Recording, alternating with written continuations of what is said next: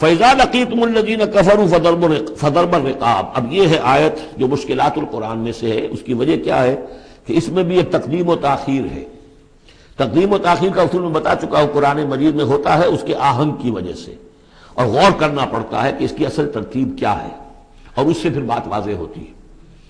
تو یہ قانون دیا جا رہا ہے، اسی کا حوالہ تھا سورہ انفال میں کہ اگر یہ پہلے سے بات نہ آ گئی ہوتی تو اے مسلمانوں، تم نے جو یہ قیدیوں کو ذرا فدیہ لے کر چھوڑنے کا فیصلہ کیا ہے، اس پر تم پر بڑی سخت گرفت ہوتی ہے اللہ کی، لیکن چونکہ یہ آیت آ چکی تھی اب وہ اس کی وضاحت میں کر دوں گا آپ کو۔ فَإِذَا لَقِيتُمُ الَّذِينَ كَفَرُوا، تو اے مسلمانوں جب اب تمہاری مٹ بھیڑ ہو کافروں سے،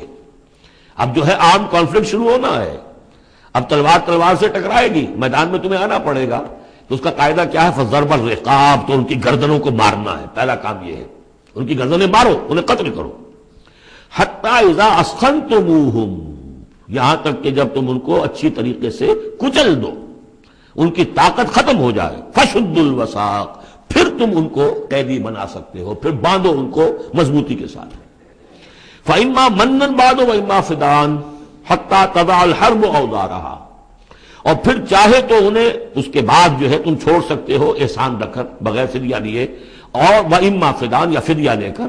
حَتَّى تَضَعَ الْحَرْبُ أَوْزَارَهَا، یہاں تک کہ جنگ جو ہے وہ اپنے ہتھیار رکھ دے، ڈال دے۔ اس میں ہے اصل میں تقدیم و تاخیر، یہ پہلے ہے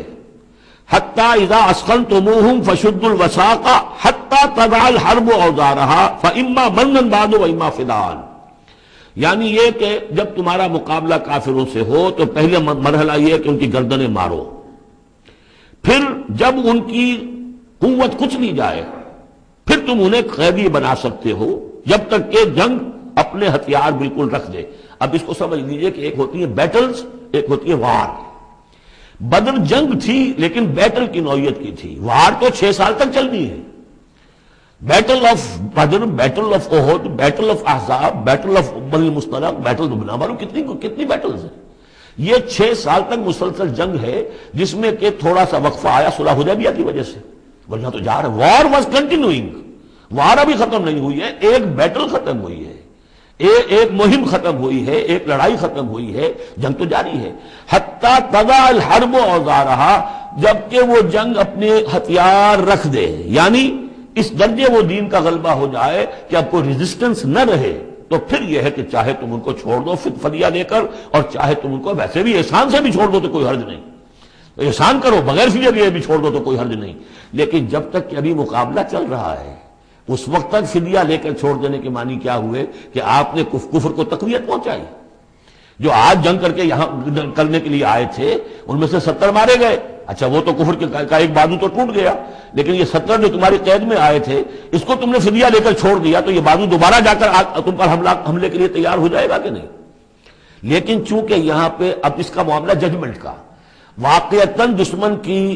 کمر کچلی گئی ہے یا نہیں، یہ ہے ججمنٹ کا معاملہ۔ تو حضور نے اگر یہ سمجھا کہ کمر کچھ نہیں گئی ہے تو اس کے اوپر پکڑ نہیں ہو سکتی۔ اجتہاد جو ہے، اجتہاد کا اصول یہ ہے کہ اجتہاد میں مخطی بھی ہو تو اسے اجر ملتا ہے، اور مصیب ہو تو دوہرا اجر ہے۔ چونکہ حضور کے اجتہاد پر یہ تھا تو آپ کو اگر چھوڑ دیا گیا تو اما منن بعد و اما فدان، جب یہ آلٹرنیٹو اس کے اندر موجود ہے اس آیت کے اندر کہ اس کے بعد پھر چاہو تو تم بغیر کوئی فدیہ لیے ہوئے احسان دھر کر چھوڑ دو، اور چاہے فدیہ لے کر چھوڑ دو، تو حضور نے اس کو استعمال کیا ہے۔ اگرچہ اللہ تعالیٰ کے نزدیک ابھی وہ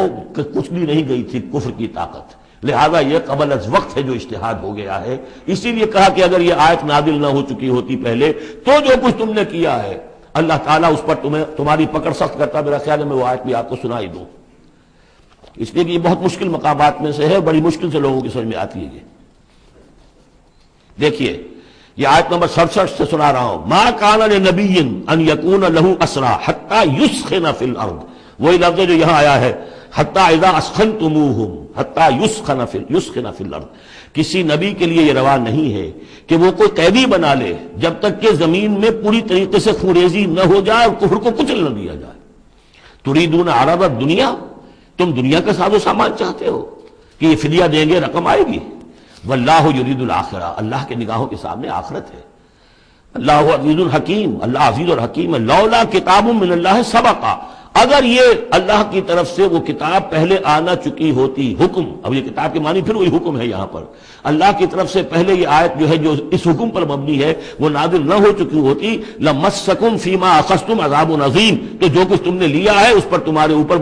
بڑی سخت گرفت ہوتی ہے اللہ کی طرف سے، لیکن چونکہ وہ تھی فَكُلُوا مِمَّا غَنِمْتُمْ حَلَالًا طَيِّبًا، تو جو بھی اب تمہیں غنیمت ملی ہے اسے کھاؤ حلال، اس کو حلال و طیب سمجھتے۔ یہ ہے اس آیت کا مطلب، جب تمہارا مقابلہ ہو دشمنوں سے تو گردنیں مارنا ہے پہلا کام، پھر جب پوری طرح کچل لو، طاقت کچھ نہیں گئی کفر کی، تو پھر قیدی بھی بناؤ، فشد الوثاق حتی تضع الحرب اوزارہا، جب جنگ بالکل ختم ہو جائے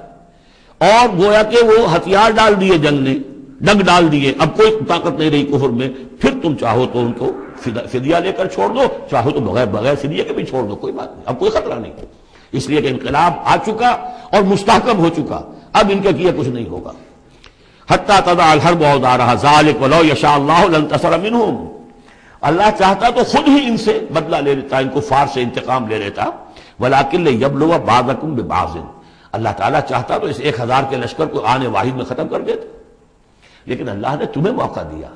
تمہاری آزمائش کی، تمہارے صبر کا امتحان لیا، لیکن اللہ تعالیٰ امتحان لیتا، جانچتا ہے بعض کو بعض کے ذریعے سے، وہ 1000 کے لشکر کے ذریعے سے ان 313 کے استقامت کی، ایمان اور استقامت جو ہے اس کی آزمائش ہو گئی۔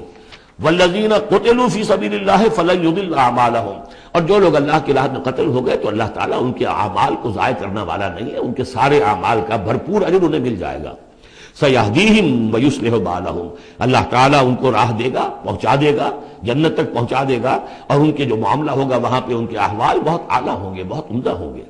وَيُدْخِلُهُمُ الْجَنَّةَ عَرَّفَهَا لَهُمْ، اور داخل کرے گا انہیں اس باغات میں جو پہلے ہی انہیں پہچنوا دی ہے، بتا دیا ہے کہ اس جنت میں کیا کچھ ہوگا، وہ تو ہم بتا چکے ہیں قرآن کے اندر، اس جنت میں داخل کرے گا۔